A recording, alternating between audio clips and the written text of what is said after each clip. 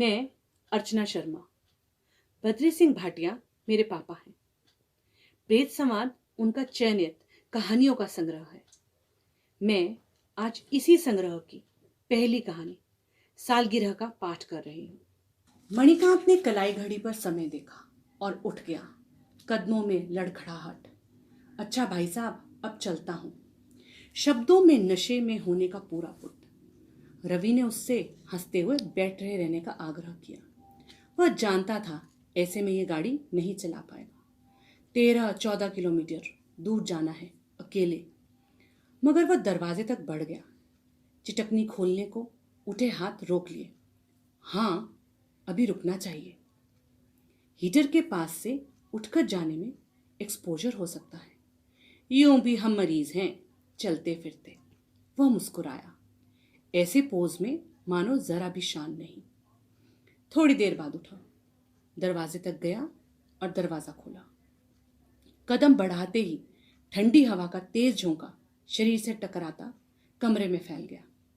वह बाहर निकलकर रुक गया। ठंड चुभने लगी थी। यार, ठंड कुछ ज्यादा हो गई है। हल्के से लड़खड़ाते हुए उसने बैग से मफलर निकाला और अपने सिर पर से कानों को ढककर गले में लपेट लिया।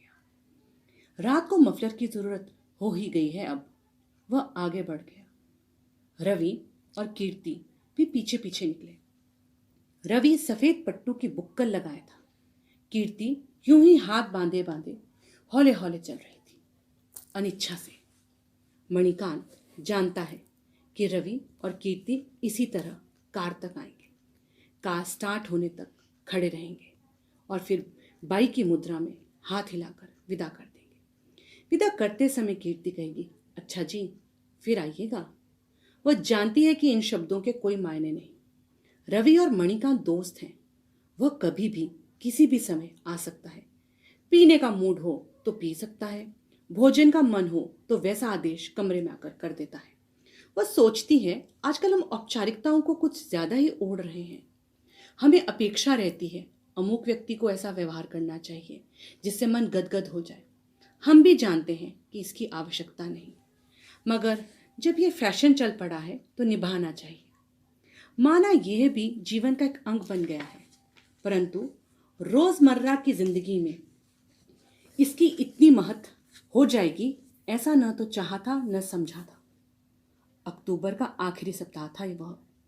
ठंड पहाड़ी क्षेत्रों में अपना साम्राज्य स्थापित कर ही गई थी। रवि का घर दक्षिणी पूर्वी ढलान पर था। मुख्य दरवाजा भी उसी ओर खुलता था। चायल और चूड़धार से आती बर्फीली पवनें सीधे टकराती थी। बर्फानी रातों में या तूफान के दिनों हवाएं ऐसा एहसास कराती मानो दरवाजे पे कोई अनवरत दस्तक दे रहा हो। सू सू, हड़ हड़, ढक ढक। यह आभास उन दिनों ज्यादा होता जब बिजली गुल हुई होती। रजाई की हल्की उमस के बीच से उठने का जी न करता। मणिकांत धीरे धीरे चलता जा रहा था। वह इस शहर को यहाँ बसाने के औचित्य के बारे में सोचने लगा।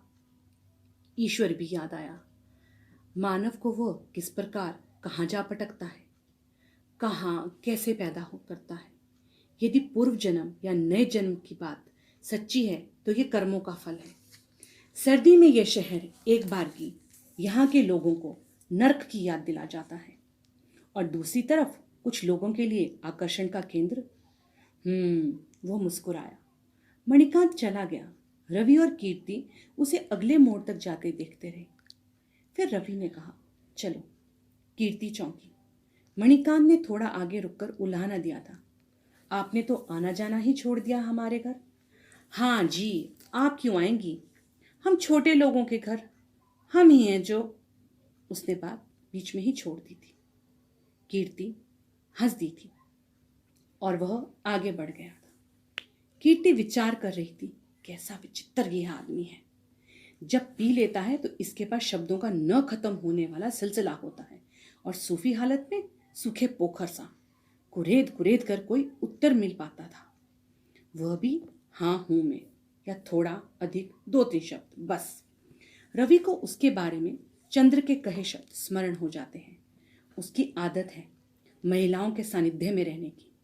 यदि किसी बैठक या पार्टी में महिलाएं हों तो वह पक्के दोस्तों का पुल बनाकर पार चला जाता है। ही ओवर क्रॉसेस यार, दिस इज रॉन्ग। रवि जानता है इसके बारे में, उसकी अवधारणा कुछ और ही है। मणिकांत ने कई बार कहा है उससे, यार जीवन के रूखे मार्ग पर चलते अगर घड़ी भर नरम घास पर भी चला जाए तो क्या बुरा है। उस समय तपते दिमाग में तब ओस से नहाई सुबह की धूप का एहसास होता है। थोड़ा आगे सीढ़ियां थी। सीढ़ियां उतरकर रवि वह नीचे आए कार तक। पहले की तरह उसने पिछले पहिए के नीचे से पत्थर हटाया, आगे बढ़ा दरवाजे तक। पैरों में काफी लड़खड़ाहट थी। कार का दरवाजा खोला और सीट पर बैठ गया। स्विच ऑन किया, टेप चला दिया। माइकल जैक्सन का पुराना टेप, 1000 बार सुना हुआ। संगीत कार में समाकर खिड़की से बाहर वो खुले हवा में छाने लगा। मणिकांत स्टीयरिंग पे झुका था। पीछे हटकर उसने रवि से कहा, यार तुम ही चलो आज हमारे घर। सुनो, तुम्हें ज्यादा चढ़ गई है लगती, यहीं लेट जाओ रात भी। उसकी बात बीच में ही रह गई। भाषण नहीं, सलाह भी नहीं। तुम्हें कहा कि मेरे साथ चलो। आवाज में काफी लड़खड़ाहट थी। चलता, पर देर बहुत हो गई है। कैसी देर? देखना 11:30 बज रहे हैं। भाभी, ये शिमला है, पूरा सोया हुआ। ये कोई मैदानी महानगर नहीं जहां रात होती ही नहीं। सन्नाटा नहीं देख रहे? उसने मुस्कुराते हुए कहा। उसे ठंड भी तंग कर रही थी। मन में यह था कि ये जाए तो वो भीतर हीटर के पास बैठ शीट गर्म कर रजाई में घुसे। वाह, मुझे देर नहीं, वह मेरा घर है। वह चुप हो गया। संभवतः सोचता, मेरा घर क्या मतलब?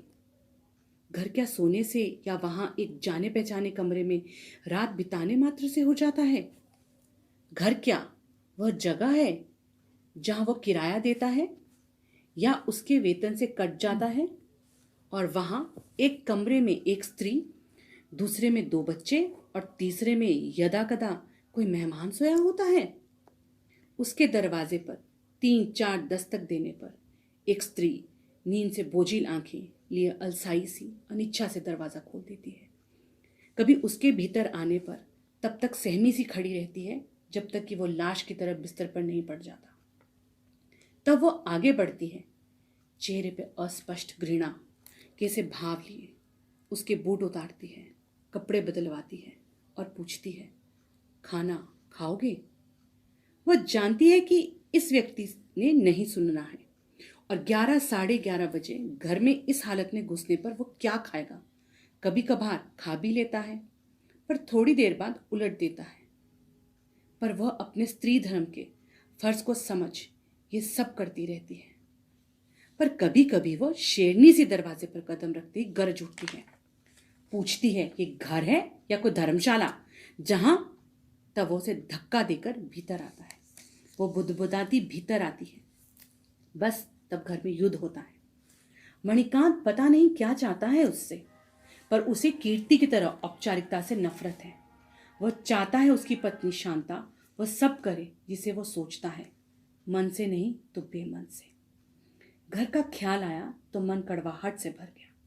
उसने कार का दराज खोला, पौवा निकाला और काफी सारा हिस्सा गले में उतार दिया।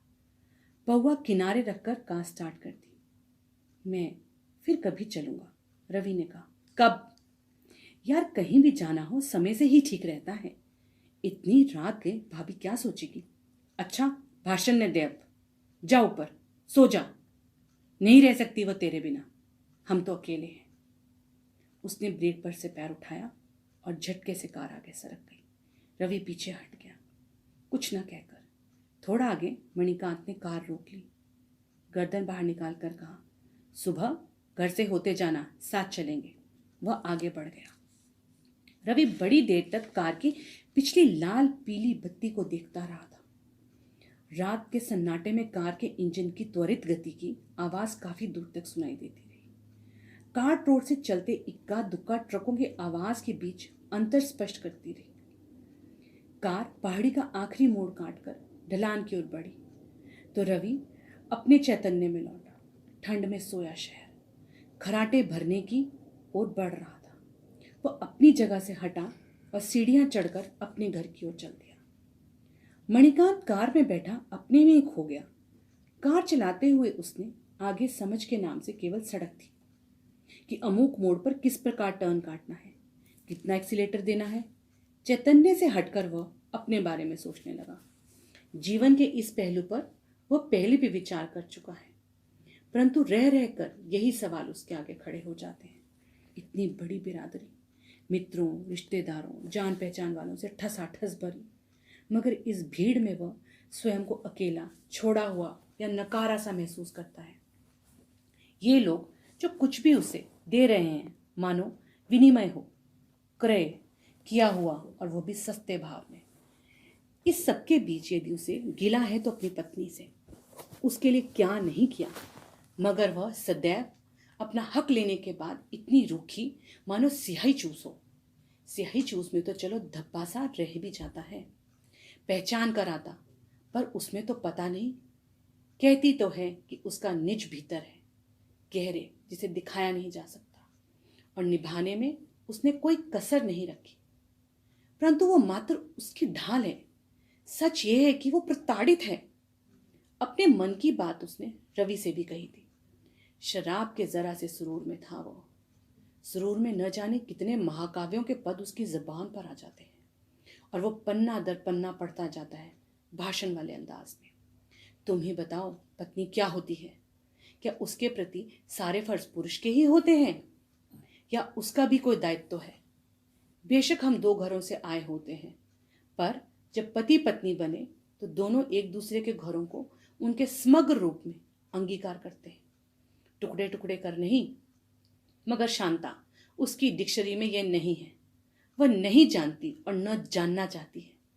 अपनी रॉ में बोलता वो मेज पर रखी बोतल से कुछ शराब अपने गिलास में डालता और एक दो घूंट पीकर चुप हो जाता, संभवतः भीतर के तूफान को रोकता या कुछ बिखरे हुए को समेटता। काफी देर चुप रहने के बाद फिर बोलता और अपने दाम्पत्य जीवन की एक और सीवन को उधेड़ता। रवि सुनता रहता, चुप, निर्विकार। कार तीव्र गति से जा रही थी। एकाएक मणिकांत को लगा वह कार ठीक से नहीं चला रहा। उसकी आदत है कि जब वह नशे में कार ठीक से नहीं चला पाता या कंट्रोल लूज करता है तो कार कहीं भी रोक लेता है।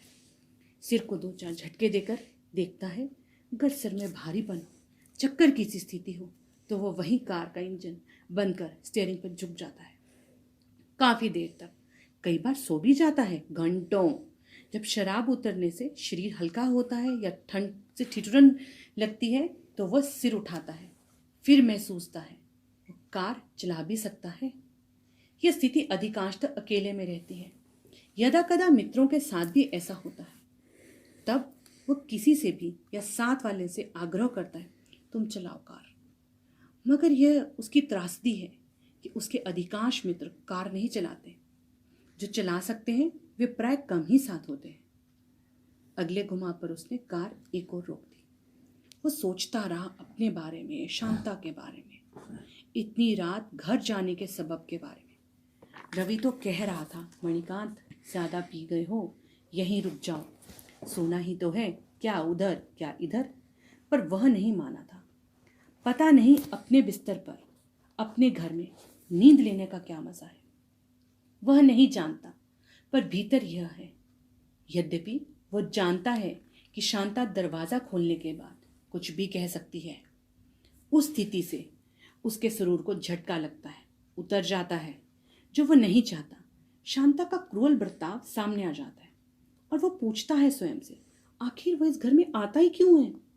अपने पुरुषत्व को दिखाकर वो कभी कभार शांता को दो चार थप्पड़ धर भी देता है, पर इससे स्थिति अनुकूल नहीं होती, बिगड़ती ज्यादा है। वो पर बोलता जाता है शांता के और उसके मायके वालों के सारे बर्ताव, गांव न जाना और जाने कितनी छोटी छोटी बातें। शांता जानती है कि यदि उस समय विद्रोह करेगी तो कुछ भी हो सकता है, सो चुप सुबकती रहती है, अपनी किस्मत को कोसती रहती है। किस पशु के हिस्से पड़ी वह। रवि से कहा था मणिकांत ने, मैं घर देर से जाना चाहता हूँ, अब वहां रह क्या गया है? न उसे छोड़ सकता हूं न वो जुड़ सकती है। वो झेलती ही नहीं, उसके केवल अपने खांचे हैं। वह इतना जानती है कि यदि उसके जीवन में वह है तो केवल एक, मणिकांत, और उसके मायके के सभी बंधु बांधव। ससुराल का एक भी आदमी उसका संबंधी नहीं। अरे, हम किसी भी अपरिचित को एक शाम के लिए मेहमान मान आदर से बातचीत करते हैं, पर नहीं, उसके शब्दकोश में अब तो उसने बच्चों को भी मेरे विरुद्ध कर दिया है। सो भाई, मरना ही तो है। रवि कहता है, मणिकांत, जीवन जीने के लिए है। हमारे छोटे छोटे संघर्ष हमें बलवान बनाते हैं। समाज क्या जानता है, उसे क्या जरूरत है कि वह जाने? उसे तो बताया जाना चाहिए अपने बारे में बार बार। फिर जिस तरह तुम तेज कार चलाकर या किसी और तरह से जीवन समाप्त करने पर उतारू हो, तो कहीं अपंगता आ गई तो एक आश्रित जीवन जीकर क्या मजा? ये जरूरी नहीं कि आपने मरना चाहा और आप मर गए। एकाएक मणिकांत को झटका लगा, ठंडक का एहसास। विंडस्क्रीन पर कोहरा जमा है। उसने भीतर की बत्ती जलाई, बाहर देखा, वह किसी नाले में है। एक ओर देवदारों के वृक्ष, दूसरी ओर बान, बुरांस, खनोर के। उसने पीछे देखा, हवा घर है। अरे, ये तो चुड़ैल बावड़ी है। उसके मुंह से अनायास निकला। चुड़ैल बावड़ी का नाम याद आते ही उसका अंधविश्वास जाग उठा। उसने तो कभी नहीं मिली वह, इस बीच तो मिल जानी चाहिए थी। वह बुदबुदाया। फिर वो महसूसने लगा किसी नारी के पैरों की आहट। शायद हो आभूषणों से ढकी एक बांकी औरत, जिसके पैर पीछे को हैं और बाल सुनहरे, अभी छम छम कर पास से गुजरेगी। उसे खुला आमंत्रण देती, पुकारती, पर कहीं कुछ नहीं था। केवल सूखा नाला, जहां आसपास आबादी का कोई नाम नहीं। सन्नाटा और घना अंधेरा। अंधेरे को क्षीण सा भेदती उसकी गाड़ी के भीतर की रोशनी। सन्नाटे की आवाज और पेड़ों के पत्तों के हवा से हिलने से निकली मध्यम आवाज, सर सर। उसे स्मरण हो आया, कभी यहाँ चुड़ैल मिला करती थी, पर अंग्रेजों ने यहाँ ठंडी जगह और पीछे बावड़ी होने के कारण हवा घर बना डाला। वे शाम को लवर्स लेन या ठंडी सड़क से होते यहाँ आकर घड़ी भर आराम करते। कहते हैं उन्हीं दोनों मिली थी यहाँ चुड़ैल किसी युवक को जो घर नहीं लौटा था, कि उसे चुड़ैल अपने साथ ले गई है। क्या पता, ये बहुत पुराना मामला है। क्या पता कहीं पायनियर स्कूल की कोई छात्रा न हो जो उस युवक को भगा ले गई हो, या उसका मर्डर। स्कूल में पढ़ने वाली रईस ज्यादा लड़कियों के किस्से उसे याद हुआ है। उसे यहाँ की एक छात्रा अछरी का किस्सा भी याद आया। उसका भी कंपनी के बड़े अधिकारी ने मर्डर कर दिया था। उसे अछरी पर उस समय का बनाया लोकगीत याद हुआ, तू मोई अछरी ये तू मोई बे, कंपनी रे बाबुआ तू मोई बे। कहीं ऐसी युवती तो न मिली हो उस युवक को। अछरी तो अच्छी आत्मा बनी थी, चुड़ैल नहीं। नहीं यार, कुछ नहीं है, केवल भ्रम, लोगों की बनाई बातें। क्या पता किन्हीं प्रेमियों ने ही घड़ी हुई ऐसी बातें, या बड़े बुजुर्गों ने अपने लड़के लड़कियों को डराने को घड़ा हो ऐसा सच, ताकि वे बावड़ी के ऊपर से ऊपर के नाले में छिपकर ना मिले। उसने स्वयं से कहा, फिर कार स्टार्ट की और आगे बढ़ गया। घड़ी देखने का विचार उठा, फिर त्याग दिया। क्या मायने इसके, रात है, जल्दी क्या देर क्या। अगले मोड़ पर एकाएक उसके मन में विचार कौंधा, काश आज उसे वो चुड़ैल मिल जाती। ले चलनी थी कार में और शांता से कहना था, ले भाई शांता, आज ले आया मैं उसे, जिसे लेकर तू सदैव शंकित रहती है। एक जोरदार ठाका लगाया उसने और गाड़ी का ब्रेक लगाया। वह चौंका, इतने जोर से वह पहले कब हंसा था, जाने कितने महीने हो गए। खुशी में थोड़ा रुककर गाड़ी राजभवन वाली सड़क से ऊपर की सड़क की ओर मोड़ दी। जाने क्यों, पुलिस पोस्ट से आगे निकलते पुलिसमैन ने नंबर पहचाना, सैल्यूट मारा, वह आगे बढ़ गया। रवि और कीर्ति बड़ी देर तक मणिकांत के बारे में विचार करते रहे, शांता का बर्ताव और उसकी भटकन के बारे में बतियाते रहे। मणिकांत इन दिनों खूब पीने लगा था। दरअसल वो उससे लगाव ही नहीं रखती, बस एक पुरुष की तरह। स्त्री तो नदी की तरह होती है जिसमें सब कुछ होता है, अटैच्ड फील करना चाहिए उसे। अब जो हो गया है उसे बदला तो नहीं जा सकता। अपने अनुकूल नहीं हुआ तो क्या, मान लेना चाहिए, पर वह तो अड़ी है कि क्या मतलब, कीर्ति ने कहा। शांता मणिकांत को उसके एक रूप में ही देखती है, अपने सुखों और दुखों के साथ। उसके लिए मणिकांत का जीवन, उसके सुख तक, उसकी गतिविधियां कोई मायने नहीं रखती। नहीं, ये नहीं हो सकता। हम जब एक दूसरे से जुड़ते हैं तो पूरी स्वीकार्यता के साथ। विगत छूट जाता है, उसे ढोया नहीं जा सकता, कीर्ति ने जरा तलक होकर कहा। वो फिर बोली, तुम मर्द लोग जाने क्या क्या रंग देते हो रिश्तों को।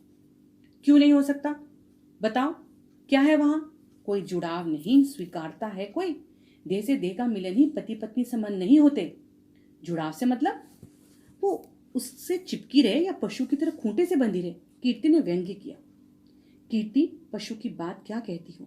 तुम गांव को ही ले लो, उन घरों को जहां गाय भैंसे पाली जाती हैं या भेड़ बकरियां, वे खूंटे से बंधी रहती हैं। बावजूद इसके वे पहचानती हैं अपनी मालकिन को या मालिक को। उसकी आहट बाहर होती है और वे भीतर से पुकारते हैं।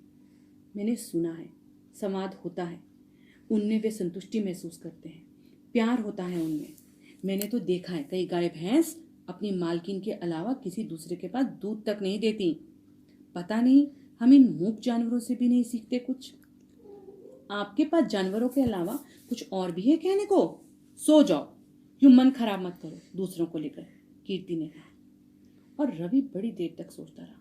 एक चक्रवात में घिरा, रिश्तों के सिलसिले और आदमी का अकेलापन, कीर्ति का ठंडा बर्ताव। वह स्वयं भी मणिकांत से कितना भिन्न है। उसे लगा सारा कमरा घूम रहा है और वो घूमता घूमता छत से जा लगा है। कब उसे नींद ने आ घेरा पता नहीं। अगले मोड़ पर उसने गाड़ी फिर रोक दी। यहां से शहर का विहंगम दृश्य देखा जा सकता था। शहर कोहरे की चादर में लिपटा था। ठंडा शहर, वातावरण ठंडा, पर उसके भीतर अभी उमस थी। आज वो अकेला है, नितांत अकेला। अपने अकेलेपन का एहसास पुनः जागृत हो उठा था मन में। पत्नी से हटकर अब उसके आगे रिश्तेदार, दोस्त और अपने अधीन छोटे छोटे मातहत। एक झीनी सी झिल्ली, पारदर्शी आवरण है। वे उसके साथ जुड़े तो हैं, पर सब अपने स्वार्थ हैं। कोई कुछ चाहता है, कोई कुछ। एक मायने में वे उसे कैश कर रहे हैं, चाटुकारिता भरी है उनमें। आखिर क्यों? क्या हो गया है हम सबको? हम सभी मनुष्य को उसके मूल रूप में क्यों नहीं स्वीकारते? औहदे से क्यों आंकते हैं? क्यों ईगो पालते हैं लोग बड़ा होने की? आखिर सब मिट्टी ही तो है। क्या जाएगा साथ? केवल सहकर्म, या ये जो औहदे जो आज टूटे कि कल? साथ तो केवल प्रज्ञा, कर्म और संस्कार ही जाएंगे, जो हमें अर्जित करने हैं, संजोने हैं। बाकी तो आदमी मरने पर कपड़े तक उतार देते हैं। लोग उसे सीढ़ी की मानंद प्रयोग कर रहे हैं, घूम रहे हैं उसके गिर्द। जब से उसे यह पद मिला है वो बड़ा बना है। वे सभी जिनके कल तक सींग निकले थे आज दुम हिला रहे हैं। एकाएक उसका ध्यान रवि पर केंद्रित होगा। रवि एक सच्चा दोस्त, कभी कुछ मांगा नहीं, साथ रहा है सदा। आज भी तो वो उसे सदैव अच्छे बुरे के बारे में ही आगाह करता रहता है। पर उसमें भी कमी है, अहंकार की। पर उसका अहंकार अलग किस्म का है। रवि पर गुस्सा हो आया उसके अहंकार पर। वह साला देता ही है, कभी चाहता नहीं, मांगता नहीं, कहता नहीं। और बड़ी देर तक वह रवि के साय में इतर तितर घूमता रहा, दुखों से लेकर सुखों तक। कब उसे नींद आ गई पता ही नहीं चला। बाहर आहट हुई, वह उठा। गश्त का सिपाही था, ब्रंड कोट पहने, साहब की गाड़ी है। बोल, वह आगे बढ़ गया। अगले मोड़ पर उसने तेज सीटी दी। दूर कहीं से प्रत्युत्तर में सीटी की आवाज आई। अपने बारे में एहसास हुआ। वो ठंडी सड़क पर एक मोड़ पर है। अपनी गाड़ी ली। पेट में से भूख की सी उमस महसूस हुई। ये क्या हो गया उसे आज? वो बुदबुदाया। प्यास से गला सूख रहा था। यहीं कहीं होगा पानी, उतरकर पानी पी लेना चाहिए। वह हिला मगर रुक गया। रात को बाहर निकलना नहीं। यदि पुलिस वाला आ गया तो क्या पता पूछ ही ले, साहब घर छोड़ा हूं क्या? बेइज्जती होगी, फिर नल तो बंद होगा। क्या समय आ गया है? पानी का भी राशन हो गया। एक समय इस शहर के बसने के बाद किसी लोक गायक ने तो गाया था, ठंडी सड़क बम्बे रा पानी हो, शिमले रे बाबू आजो। क्या वक्त आ गया आज। तब के शहर और आज के शहर में कितना अंतर है। उसने गाड़ी स्टार्ट की, वाइपर चलाकर विंडस्क्रीन का कोहरा पोंछा और धक्के के साथ गाड़ी चल पड़ी। चलो आज स्टील पोर्शन से ही होकर घर चले, मन ही मन कहा उसने। गाड़ी पार्क कर वो घर चला गया। दरवाजे पर दस्तक दी। क्षण भर में ही दरवाजा खुल गया। सामने पत्नी थी, मानो दस्तक की ही प्रतीक्षा कर रही हो। उसने भीतर कदम रखा, फिर उसकी ओर ध्यान गया। पहले की तरह उनींदी आंखें नहीं, अलसाई सी भी नहीं, क्रोधित भी नहीं, बल्कि नींद से बोझिल आंखें, थकी सी। टेबल लैंप जला था, नीचे पुस्तक खुली थी। बिस्तर पर कोई बच्चा नहीं। उनके सांसों की आवाज़ पास के कमरे से आ रही थी। ऐसा लगा आज बिस्तर पर भी अभी तक कोई बैठा नहीं, कोई सिलवट। शांता ने नई साड़ी पहनी थी। एक खुशबू उसके नथुनों से होती भीतर तक चली गई। अपने भीतर कुछ तरल होता महसूस हुआ। बहुत पुराना कोई क्षण। मन के तार छेड़े। वह जरा पीछे हटी। उसे बगल से आगे बढ़ने दिया और स्वयं कुंडी लगा दी। कुंडी लगाने के बाद वह पहले की तरह नहीं बड़बड़ाई। केवल इतना कहा, बड़ी देर कर दी आने में। मैं वह चौंका। ये बोल कौन रहा है? शांता की काया में कौन घुस गई? कोई चमत्कार तो नहीं? यदि ये शांता ही है तो उसे पत्नी की सी व्यवहारिकता कहाँ से आ गई? कहीं मुझ पर चुड़ैल बावड़ी का प्रभाव तो नहीं? उसे कमरा घूमता हुआ लगा। फिर संयत हो बिस्तर के किनारे बैठ अपने पूर्ववत कड़वे लहजे में कहा, मुझे भूख लगी है। वो जानता है कि ये कहेगी खा लो, सामने ढक्का रखा है। मुझे तो सोना है, सुबह भी उठना है। और वो सो जाएगी। कपड़े बदल लो, अभी लाती हूँ, गर्म है। वो फिर चौंका, ये क्या? कहीं गलत जगह या घर में? और ये भी गलत मर्द। शांता तो बोलती नहीं थी, और बोलती थी तो तब तक जब तक कि वो क्रोधित हो एक थप्पड़ रसीद ना कर दे। फिर वो रोती चीखती अपनी असुरक्षा की दुहाई देती, उसे महसूस कराती कि वो उस पर जुल्म करता है। और तब बिस्तर के कोने में उकड़ू पेट सुबकती रहती देर तक। पर आज क्या? उसने पूछ ही लिया। आज कुछ बदला बदला सा देख रहा हूँ शांता, क्या बात है? कुछ नहीं जी, आप हाथ धोइए, मैं खाना लाती हूँ। ठंडी सी आवाज में भराहट थी। यदि जरा सी कोमलता से कुछ कहा तो रो देगी। उसके इस तरह कहे शब्द मणिकांत को कहीं भीतर चुभ गए। क्या वह सचमुच उस पर अत्याचार कर रहा है? और यह आज पस्त हो गई है कि कब तक विद्रोह करेगी? अब रास्ता बदलो, स्वीकार कर लो, यही जीवन है। पर यह भी तो पहल कहाँ से, किससे हुई? ये विचारणीय है। तो समझौता उसे भी कर लेना चाहिए क्या? हाँ, कब तक घसीटते रहेंगे? अचानक उसकी दृष्टि सामने दीवार पर टंगे कैलेंडर पर गई। घूमती घूमती एक डेट पर टिक गई। वह चौंका, अरे आज तो 24 अक्टूबर है। इस दिन को शांता लाल पेंसिल से मार्क कर रखती है। इस दिन वह उसकी उपस्थिति ठीक 5:30 घर पर चाहती है। दोनों के बीच कैसी भी स्थिति हो, अनबोले में भी वो बोल जाती है। सुबह टिफिन पकड़ाते और धीरे से कहा था, आज जल्दी घर आ जाना। ठीक आज के दिन वे विवाह सूत्र में बंधे थे, और उसकी अपेक्षाओं की बजाय वो बिताया सारी रात ठंडी सड़क पर चुड़ैल बावड़ी के पास अकेला। उसका जी किया शांता को अपने बाहुपाश में ले कसकर और माफी मांगे, सॉरी यार। इसी के साथ